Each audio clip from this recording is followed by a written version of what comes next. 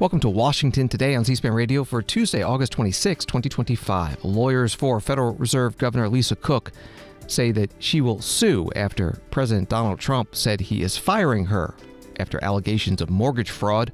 Cook says the president does not have that power. President Trump says he wants anyone who commits a murder in Washington, D.C. to be given the death penalty. The D.C. Council repealed the death penalty in 1981.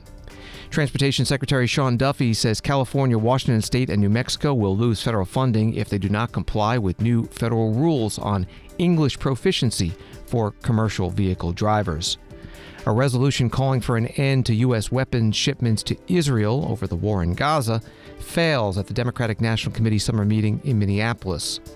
South Korea's president talks about strategy for his meeting Monday with President Trump to avoid what he calls a Zelensky moment. First Lady Melania Trump announces a new presidential AI challenge for students to use artificial intelligence technologies to find solutions to community problems.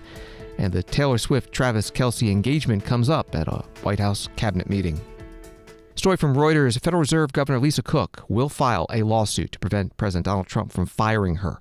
A lawyer for the embattled central bank official said on Tuesday, kicking off what could be a protracted legal fight over the White House's effort to reshape U.S. monetary policy. Cook's lawyer, prominent Washington attorney Abby Lowell, said in a statement, his attempt to fire her, based solely on a referral letter, lacks any factual or legal basis. We will be filing a lawsuit challenging this illegal action. The statement was issued today after President Trump said he would fire Lisa Cook, the first black woman to serve on the Fed's governing body, for alleged deceitful and potential criminal conduct related to mortgages she took out in 2021. That was from Reuters. President Trump was questioned about this at today's White House cabinet meeting. When it comes to Fed Governor Lisa Cook, her lawyer has said that they're going to be filing a lawsuit challenging this legal action. What is your response? Are you prepared for a legal fight? And then a little bit more. Oh, sure. Always. You always have legal fights. Look, I had a legal fight that went on for years with crooked people, with very horrible people, people that have been found out now between John Ratcliffe and Tulsi and Pam, and I mean the things that we found out. Of course, it's a very, very sad group of people. But no, she seems to have had an infraction, and she can't have an infraction, and especially that infraction because she's in charge of, if you think about it, mortgages, and we need people that are 100% above board, and it doesn't seem like she was. Yeah, Mr. President. President Donald Trump at the White House cabinet meeting today, which, by the way, ran over 3 hours. We covered it live on the C-SPAN networks. You can find the video at cspan.org. In his letter posted on Truth Social Monday night, the president wrote, "Pursuant to my authority under Article 2 of the Constitution of the United States and the Federal Reserve Act of 1913 as amended, you are hereby removed from your position on the Board of Governors of the Federal Reserve effective immediately." In a statement, Lisa Cook responded, "President Trump purported to fire me for cause when no cause exists under the law and he has no authority to do so. I will not resign. I will continue to carry out my duties to help the American economy as I have been doing since 2022. President Trump was asked today by a reporter whether what he's doing amounted to weaponization of the government, something he has accused his political opponents of doing. You have spoken out very strongly for a long time about what you see as the weaponization of government. Yeah. Is your administration weaponizing No. government by digging into the mortgage records of officials you don't like? No, they're public. I mean, you can find out those records. You can go check out the records yourself. And you should be doing that job, actually. You wouldn't do that because that's not the kind of reporter you are. But you should be doing that job. I shouldn't have to be doing it. If you did your job properly, we wouldn't have problems like Lisa Cook. Go ahead. You were going to say something? So would you be trying to fire Blue? Lisa Cook if she had voted to lower interest rates? On national Please. security. I think we have to have lower interest rates, yes. President Trump at the White House cabinet meeting. As he was going around the room during this meeting, he asked each cabinet member to speak about their area. Treasury Secretary Scott Bessent referenced the president's attempted firing of Fed Governor Lisa Cook.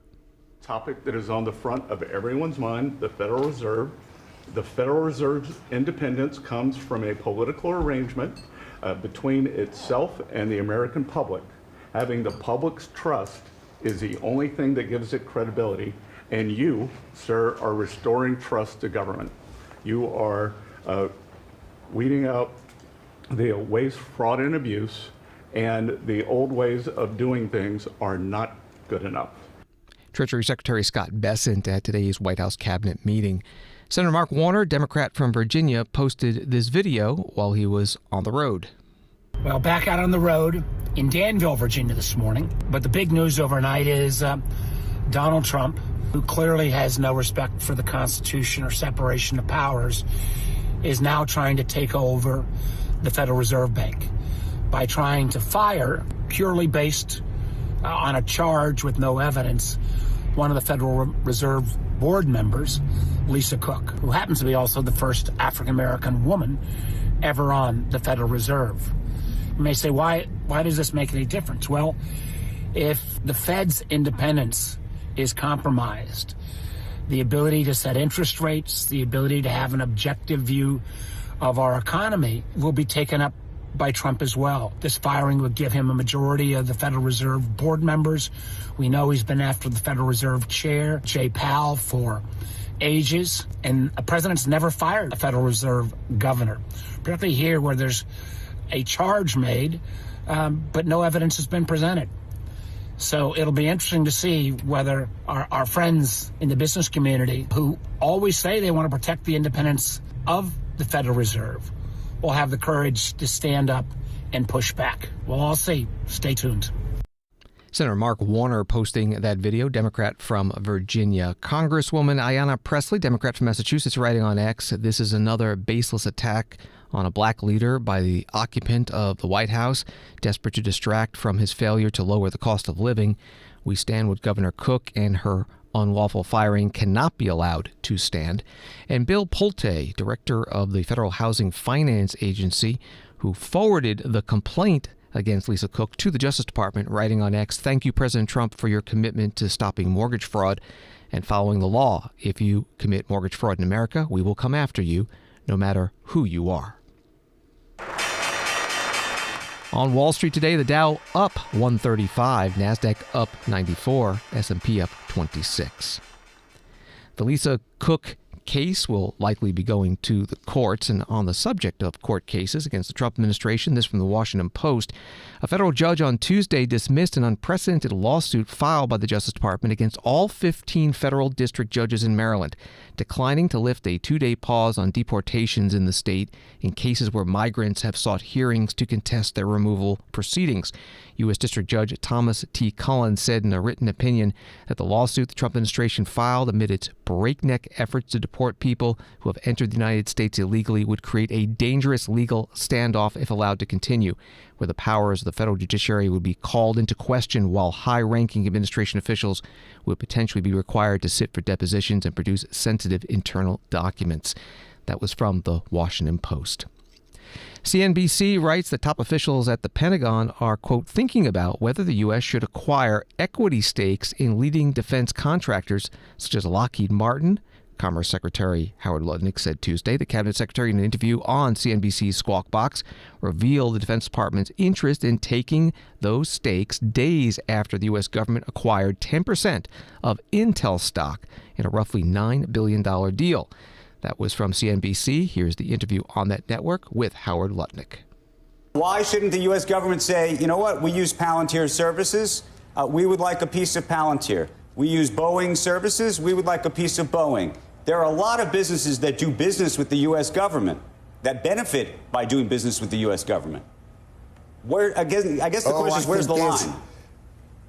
Oh, there's a monstrous discussion about defense. I mean, Lockheed Martin makes 97% of their revenue from the U.S. government. They are basically an arm of the U.S. government. They make exquisite munitions. I mean, amazing things that can knock a missile out of the air when it's coming towards you. But what's the economics of that? I'm going to leave that to my Secretary of Defense and the Deputy Secretary of Defense. These guys are on it and they're thinking about it. But I tell you what, there's a lot of talking that needs to be had about how do we finance our munitions acquisitions. I think a lot of that is talking. And now you have the right people in the jobs and Donald Trump at the head thinking about what is the right way to do it. I tell you, the way it has been done has been a giveaway. Commerce Secretary Howard Lutnick today on CNBC. Euronews writes the fragile alliance between the European Union and the United States took a new turn for the worse after Donald Trump unexpectedly threatened to impose substantial additional tariffs on countries that implement legislation targeting American tech companies, quote, unless these discriminatory actions are removed.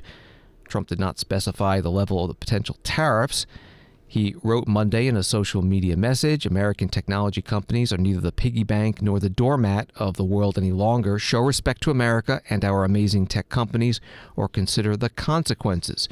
The European Commission, which appeared caught off guard by the extraordinary warning issued by the White House, responded by defending its right to pass legislation free from external pressure. Paula Pinho, the Commission's chief spokesperson, said on Tuesday, it is the sovereign right of the EU and its member states to regulate economic activities on our territory which are consistent with our democratic values. These are separate questions. That was from Euronews. And this is Washington Today. From Axios, the Trump administration will seek the death penalty as punishment for homicides in Washington, D.C., President Trump said on Tuesday. During the 7th cabinet meeting of the term, the president has asserted direct and sweeping control over Washington, D.C. in response to what he called a crime epidemic. Violent crime in D.C. has declined in recent years, counter to Trump's claims. That was the article from Axios. Here is President Trump at the cabinet meeting. Anybody murders something in the Capitol, capital punishment, capital punishment. If somebody kills somebody in the Capitol, Washington, D.C., we're going to be seeking the death penalty. And that's a very strong preventative. And everybody that's heard it agrees with it. I don't know if we're ready for it in this country, but where you have it, it is, we have no choice. So in D.C. and Washington, states are going to have to make their own decision. But if somebody kills somebody, like you could have been killed, very lucky you didn't get killed, it's the death penalty, okay? President Trump at the White House cabinet meeting, he was referring to a reporter in the room who had just told the story of being mugged. More from the Axios article about what the president just said. Capital punishment remains legal in 27 states, according to Cornell Legal Information Institute. The federal government and the U.S. military also retain the death penalty. Washington, D.C.'s death penalty was nullified by the Supreme Court in 1972 and repealed by the D.C. Council in 1981. D.C. residents voted 2-1 against the death penalty in a 1992 referendum ordered by Congress. That was from Axios. President Donald Trump's takeover of the Washington, D.C. police force and deployment of the National Guard to the city, and the possibility he may call up the National Guard in other cities without the consent of governors, came up many times during his cabinet meeting today. Here's a few minutes from the president's opening statement. And they're going to fight me. Like this slob of a governor you have in Illinois, this poor guy got thrown out of his business by his family. I know the family. I was partners with the family. Nice family. I like the family, but he was no good. They threw him out. He's governor of Illinois, and he goes about Trump, we don't need his help. Chicago is the worst. These places are really bad. Crime in D.C.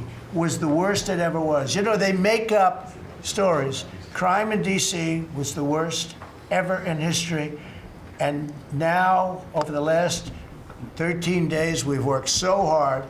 And we've taken so many, there are many left, but we've taken so many criminals, over 1,000. I watched a man from Maryland who said to me, I mean, sir, you're the greatest president. You're doing an unbelievable job. What a great job. Governor Moore, has anyone heard of him? Mm-hmm. He's another hopeful for president. I don't think so. But I met him, and I didn't realize it was on camera. Did you see they caught him on camera? I was at a game, I don't know, like the Army-Navy game or something. And I met him in a hallway. And as usual, you do your job very well. One of these great cameramen had it on tape. But I met this gentleman. I never met him before. Sir, you're doing a great job. You're doing an unbelievable job. Thank you very much. But then he goes on television and says, oh, Trump is a dictator. He's a dictator. And a lot of people have so the line is that I'm a dictator, but I stop crime. So a lot of people say, you know, if that's the case, I'd rather have a dictator. But I'm not a dictator. I just know how to stop crime. And you would think that Illinois would have such a problem with crime, such a bad governor. He should be calling me, and he should be saying, could you send over the troops, please? It's out of control. It's out of control. In New York, it's out of control. Not as bad as Illinois, by the way. Not even close. President Donald Trump at his cabinet meeting today at the White House. On the subject of crime in Washington, D.C., WUSA-TV writes, with increased federal forces in D.C., Delegate Eleanor Holmes Norton introduced a bill Tuesday that would require armed forces, including the National Guard, to wear body cameras. The program will be similar to the one that D.C.'s Metropolitan Police Department uses, including storing video for a period of time based on what is captured and provide access to the video for the public and the press. Congressional Delegate Norton saying in a statement, the Trump administration has deployed more than 2,000 troops to D.C. who are wholly unaccountable to D.C. residents. Body cameras would promote transparency and protect both the National Guard troops and D.C. residents from allegations of inappropriate or unlawful behavior, part of the reporting from WUSA-TV. President Trump has told the story several times over the past week about meeting Maryland Governor Wes Moore, a Democrat, at a football game, and the governor praising what the president has been doing in his job. After the president said it on Monday, Governor Moore went on WBAL radio. He said at the Army-Navy game earlier that you had a great relationship, and you called him the greatest president we've ever had. Yeah.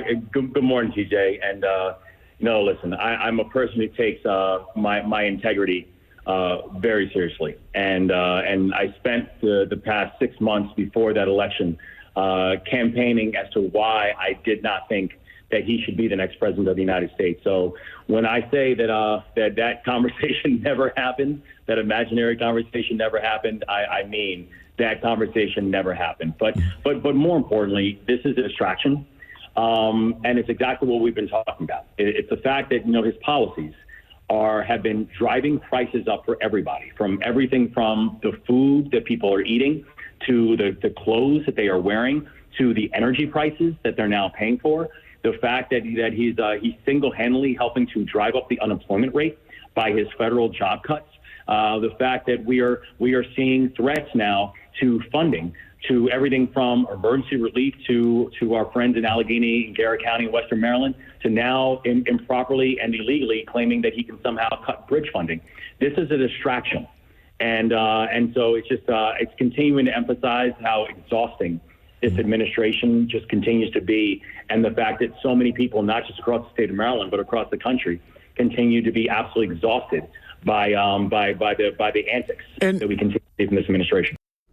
Governor Wes Moore, Democrat from Maryland, on WBAL radio on Monday. Illinois Governor J.B. Pritzker, a Democrat, said at a news conference on Monday about the possibility of National Guard troops being deployed to Chicago without his okay by the president. Mr. President, do not come to Chicago. You are neither wanted here nor needed here. Today, Governor Pritzker was asked how he and other Democratic governors could stop it. The president does indeed send the National Guard to Chicago. Besides lawsuits, besides speaking out against it, what can you actually do? What are you suggesting? I mean, we follow the law here in Illinois. Let me be clear. And when there is federal law that applies, we follow that. Where there's state law that applies, we follow that. What we are doing in the state right now is making sure that the president and those folks in Washington who are thinking about sending troops on the ground in a major American city is that they understand that no one wants them to come, that crime is down, murders in particular, down 50% in the city of Chicago over the last 4 years, 30-some% over just the last year.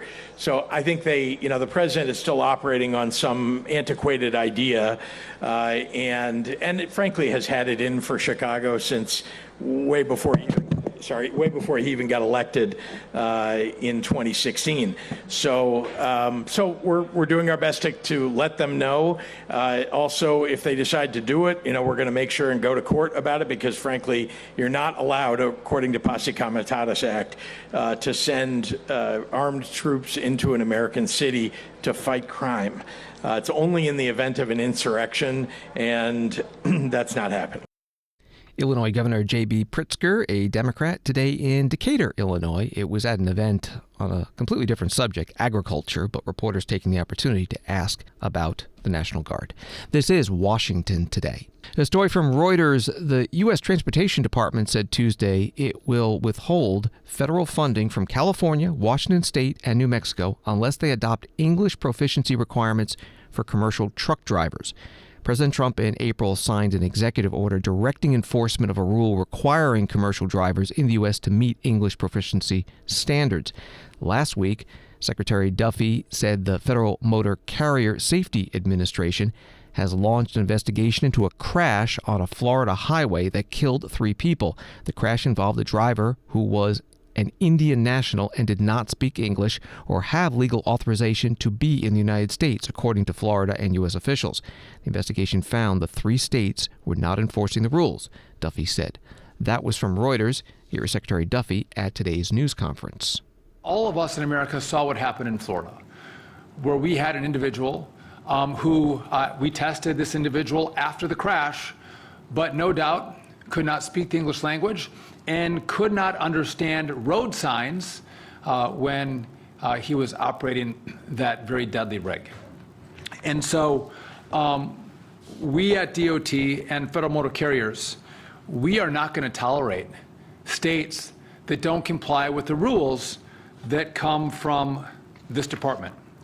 And so we are going to, first of all, we've identified several states that have not been in compliance. That would be Washington, California, and New Mexico. Those are the three states that have not complied with this rule, which, by the way, this driver in Florida had received a CDL in Washington, California, and was pulled over in July for speeding, and no doubt couldn't speak the English language. And law enforcement in New Mexico did not take his rig out of service. So this one driver touched all 3 states. Based on our review, they are not complying with our rule.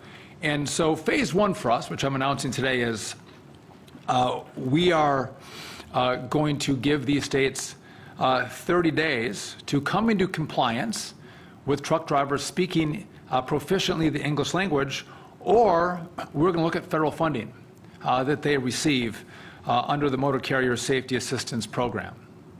So I believe California is 20 million or 30 million? 30 million. Washington is 10 million, and New Mexico is 7 million. Correct. Jesse will confirm that in a second, but these are millions of dollars. By the way, this is phase 1. There are other actions that we can take to make sure states comply, and hopefully in the next 30 days we won't have to withhold any money from them, but if they don't come into compliance, we will start with withholding this money, and then we will take additional steps to guarantee compliance. And this is not, just to be clear, this is not just about saying we have some obscure rule that we want them to comply with, that truck drivers speak English proficiently. This is about keeping people safe on the road. Your families, your kids, your spouses, your loved ones, your friends. Transportation Secretary Sean Duffy at a news conference today in Washington, D.C. California Governor Gavin Newsom's press office, he is a Democrat, writing on social media platform X, "This is rich. The Trump administration approved the federal work permit for the man who killed 3 people, and now they're scrambling to shift blame after getting caught. Sean's nonsense announcement is as big a joke as the Trump administration itself." Secretary of State Marco Rubio last week put a pause on new visas for commercial truck drivers, posting on X the increasing number of foreign drivers operating large tractor-trailer trucks on U.S. roads is endangering American lives and undercutting the livelihoods of American truckers. And you're listening to Washington Today. First Lady Melania Trump today announced a new presidential artificial intelligence challenge for students K-12 and educators. She put up a video. Are you ready for an AI challenge? Take part in this nationwide initiative to discover, develop, and expand AI's potential. As someone who created an AI-powered audiobook, and champion online safety through the Take It Down Act, I've seen firsthand the promise of this powerful technology. Now, I pass the torch of innovation to you. Just as America once led the world into the skies, we are poised to lead again, this time in the age of AI. The President's National Artificial Intelligence Challenge invites every student in America, from kindergarten to 12th grade, to unleash their imagination and showcase the spirit of American innovation. Our educators will guide and empower you through this process to build a brighter, stronger future for us all. Visit ai.gov to register today. Good luck. First Lady Melania Trump putting up that video. A story from UPI on this announcement. All students who provide a compliant submission to the challenge will receive a presidential certificate of participation according to the challenge guidelines. Additional prizes, including cloud credits, will be offered to students and educators whose submissions are recognized at the state and regional levels, while those who are selected as national champions will receive all of the prizes offered to the other ranks, in addition to $10,000 for the place of learning in the elementary category, or $10,000 per team member for winners in the middle school, high school, and educator categories. That was from UPI. Washington Today continues in a moment. Past president, why are you doing this? This is outrageous. This is a kangaroo court. This fall, C-SPAN presents a rare moment of unity, Ceasefire, where the shouting stops and the conversation begins. Join Political Playbook Chief Correspondent and White House Bureau Chief Dasha Burns as host of Ceasefire, bringing two leaders from opposite sides of the aisle into a dialogue to find common ground. Ceasefire, this fall on the network that doesn't take sides, only on C-SPAN.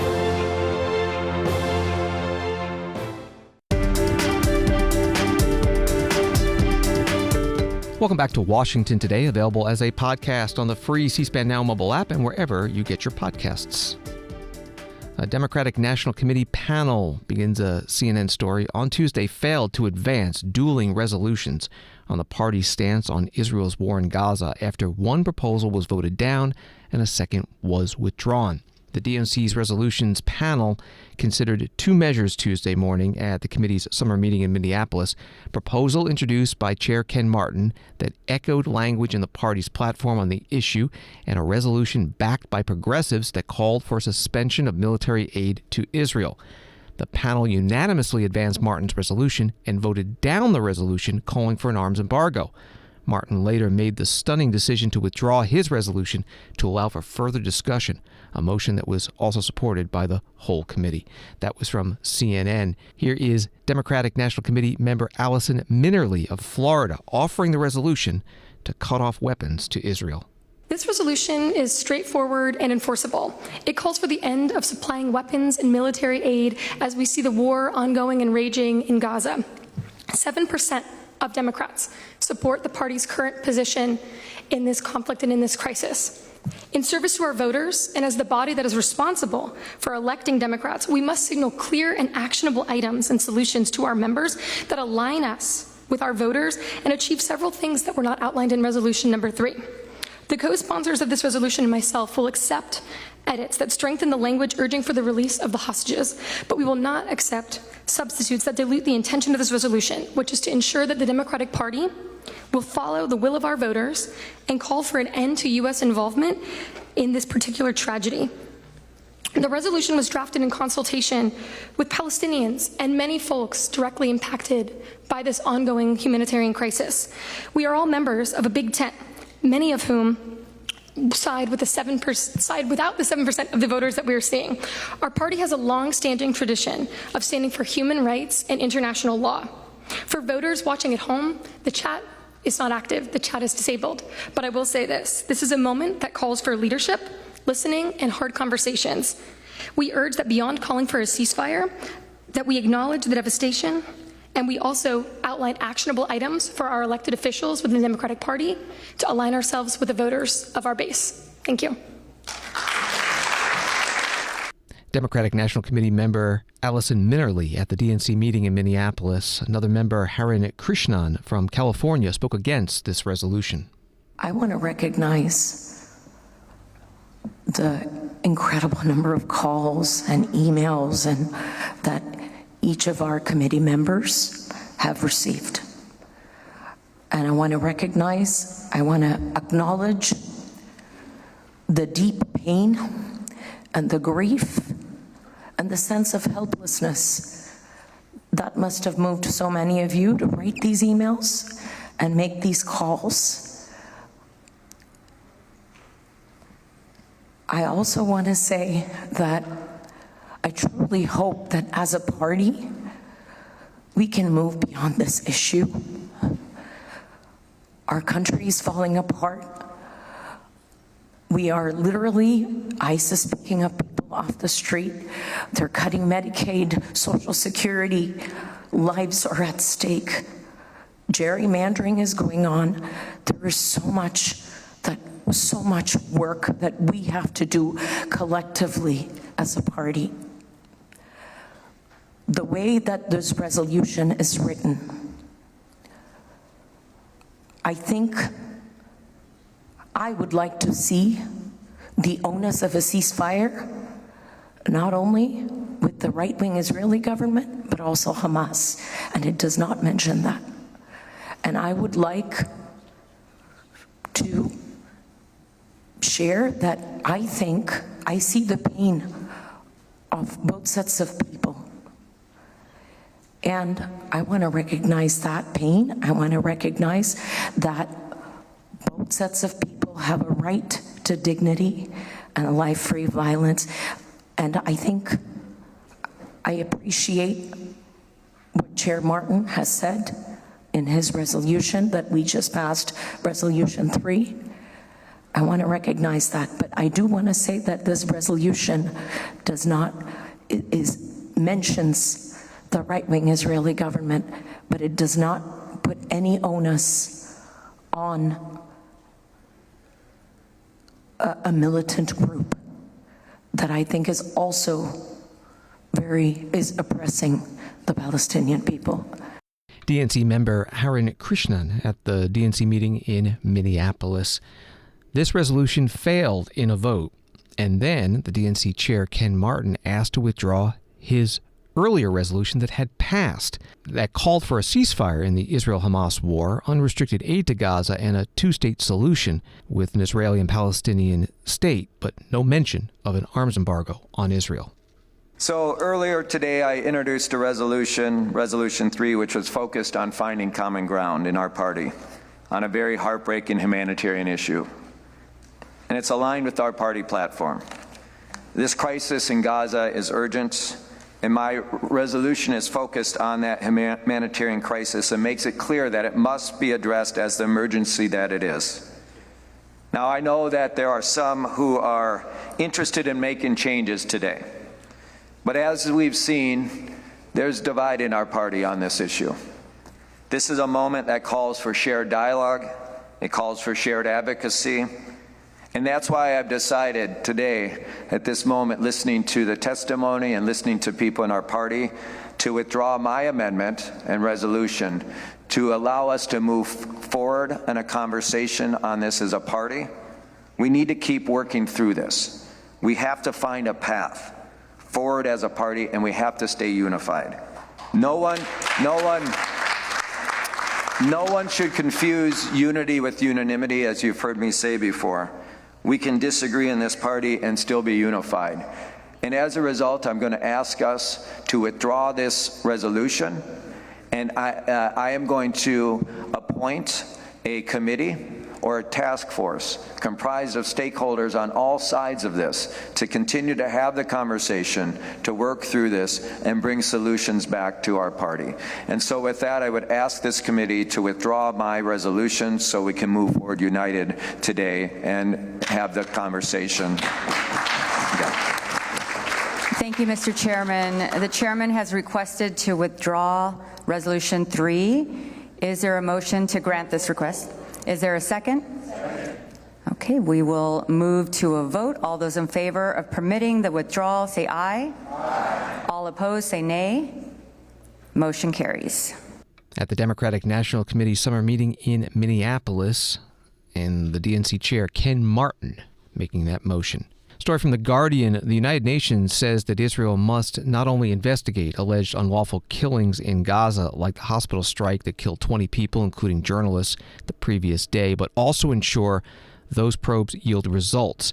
The United Nations Human Rights Office spokesperson told AFP in Geneva there needs to be justice, adding that the large number of media workers killed in the Gaza war raises many, many questions about the targeting of journalists. That was from The Guardian. And from CNN, the Israeli Defense Forces claim in a statement that 6 of the individuals killed in its strikes on Nasser Hospital were terrorists. The statement, which announced the conclusion of the initial inquiry into the incident, said 6 of the individuals killed were terrorists, one of whom took part in the infiltration into Israeli territory on October 7th. At the same time, the chief of the general staff regrets any harm caused to civilians. That was from CNN. U.S. Defense Secretary Pete Hegseth writing today on X, 4 years ago, 13 American service members gave their lives during the disastrous withdrawal from Afghanistan. The sacrifice will never be forgotten. We owe it to them and every warrior who wears the uniform to ensure that something like this never happens again. Defense Secretary Hegseth spoke about this at the president's cabinet meeting at the White House. Today happens to be the 4-year anniversary of what happened at Abbey Gate in Afghanistan. Mr. President, you had the families in, who you've met with multiple times, who, when the cameras were on and not on, acknowledged, sir, you were the only one that gave them a proper greeting, that recognized what they gave their sons and daughters in the debacle that was the withdrawal in Afghanistan, that we will bring accountability for at the Defense Department through our investigation. That's good. But at the same time, the world sadly took notice, whether it was Israel, whether it was Ukraine. Those wars never would have started if you were president. Instead, they looked at the foolishness of Joe Biden. Under your military, your Pentagon, we are restoring deterrence, whether it's Midnight Hammer and those beautiful B-2s, 37 hours straight, whether it's counter-drug operations in our own hemisphere, whether it's the border, working with Christie and the national security team, whether it's LA, whether it's Washington, D.C., you name it, whether it's Europe. Our allies paying 5%, now our allies in the Indo-Pacific stepping up to do the same. That's a recognition that American leadership is here. Defense Secretary Pete Hegseth at the president's cabinet meeting at the White House today. Associated Press writes that President Trump on Monday marked the 4th anniversary of the suicide bombing that killed 13 U.S. service members during the chaotic withdrawal at the end of the Afghanistan war by signing a proclamation honoring the fallen, surrounded by about 35 family members of those killed, including one wearing a Make America Great Again cap. Trump used the somber occasion to decry his predecessor, Democratic President Joe Biden, for allowing the attack to happen. Tuesday is the anniversary of the bombing that also killed more than 100 Afghans at Abbey Gate outside the Kabul airport on August 26, 2021. President Trump called it one of the dumbest days in the history of our country by the previous administration. That was from Associated Press. South Korean President Lee Jae-myung, begins a Politico article, said Monday night that his staff were worried that we might face a Zelensky moment during his first meeting with President Donald Trump at the White House Monday after Trump raised questions about South Korean democracy on social media earlier in the day. But Lee said his meeting with Trump turned out beyond my expectations, telling an audience at a Washington think tank that he increased his understanding with Trump, received encouragement, and that their meeting went beyond its allotted time. And that's reporting by Politico. President Lee was at CSIS, Center for Security and International Studies, Monday night, interviewed by the group's president, John Hamre. Like everybody in this room, I'm going to ask the question they want to ask, which is, how did it go? I mean, you had this private meeting with the president. He's a different kind of a president. How did it go?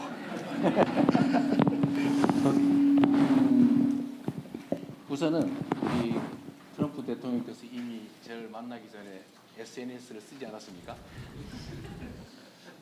매우 위협적으로 SNS 쓰셨고 또 기자회견에서 이미 또 한국 정부의 수사에 대해서 한국 정부 여기 있습니다. 아침에 기자들과 기자회견을 하면서 한국 정부가 미군 기지에 압수수색을 했다. 한번 따져봐야 되겠다 이런 말씀까지 하셔서 우리 참모들 사이에는 이거 젤렌스키와 트럼프 같은 상황이 벌어지지 않을까 이렇게 우려를 했습니다. I think your interpreter is going to now. 그런데 So first of all, before I met with President Trump today, he posted on Truth Social a very threatening post, which I felt. And then during the press gaggle, he mentioned about the Korean government's investigations regarding the previous government, and he mentioned that he would look into the search and seizure of U.S. bases. And so my staff was worried that we might face a Zelensky moment. 그런데 저는 이미 그러지 않을 거라는 점을 알고 있었습니다. But I already knew that I would not face that kind of situation. 왜냐하면 제가 트럼프 대통령이 쓴 거래의 기술, The Art of the Deal을 읽었기 때문이죠.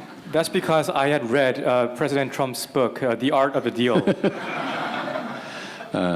이분이 협상의 하나의 기술로 상대가 감내하기 어려운 조건을 던지긴 하지만 최종적으로 불합리한 결론에 이르게 하지는 않는다라는 게 본인이 이미 써놓은 내용에 있고 이미 그 이전 여러 협상에서 그런 모습을 보여줬기 때문에 한국과 미국 간의 이 한미동맹은 매우 중요해서 거기에 큰 상처를 내는 그런 일은 벌어지지 않을 거라고 제가 확신했습니다. So, as President Trump said, as a technique in negotiating, that he presents conditions that are hard to accept for the opponent, but at the final stage, he does not come to an unreasonable conclusion. So, and this was the pattern that I observed in his previous negotiations with other countries. And because of the importance of the Korea-U.S. alliance, I was confident that he would not inflict a wound to our alliance. 그리고 실제로 이제 우리 회의나 또는 이제 식사 시간의 얘기는 매우 진지하게 협력적으로 이루어졌고.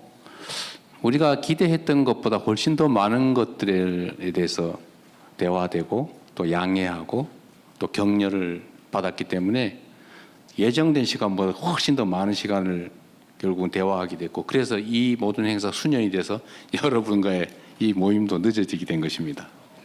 As for the actual summit meeting and our luncheon meeting, we had very good conversations, and I would like to say that my meeting with President Trump was beyond my expectations. So we had very good conversations. We increased our understanding, and I received a lot of encouragement from President Trump. And so our meeting surpassed the planned time, which was why this event was also a bit delayed. 그래서 결과는 아주 좋았습니다. So the results were very good. 모든 사람들이 저한테 그런 조언을 했습니다. 인내해라. So everybody gave me the advice to have patience. Yeah, we're very happy. We're very happy it was a good meeting. Interview with South Korean President Lee Jae-myung at CSIS Monday night with the group's president, John Hamre. WPVI TV in Philadelphia reports that U.S. international leaders will visit the Philly Shipyard for a ship christening ceremony, and that includes the South Korean President Lee Jae-myung, who met with President Trump on Monday at the White House. New Jersey Senator Andy Kim, who is also Korean, said in an interview that South Korea could be a viable partner for shipbuilding in the U.S.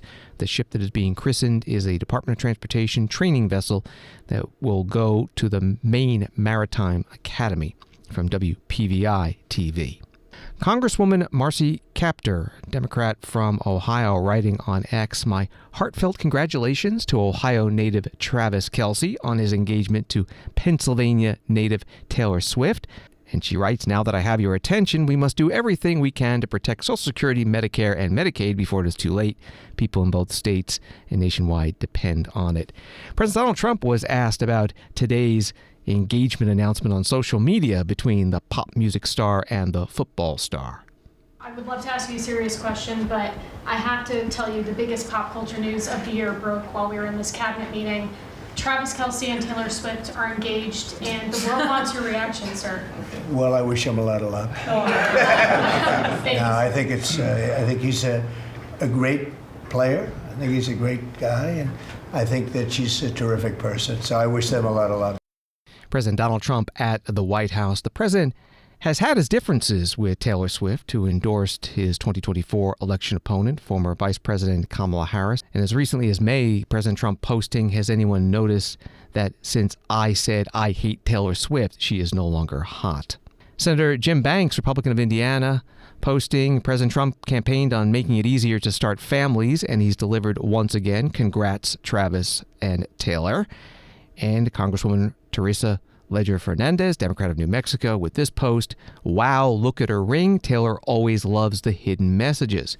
And then the image was altered to have the words in tiny letters, "Republicans decimated Medicaid." Thanks for listening to Washington Today. Sign up for C-SPAN's evening newsletter word for word and get the stories making headlines in Washington emailed to you every day. Subscribe at cspan.org/connect. Have a good night.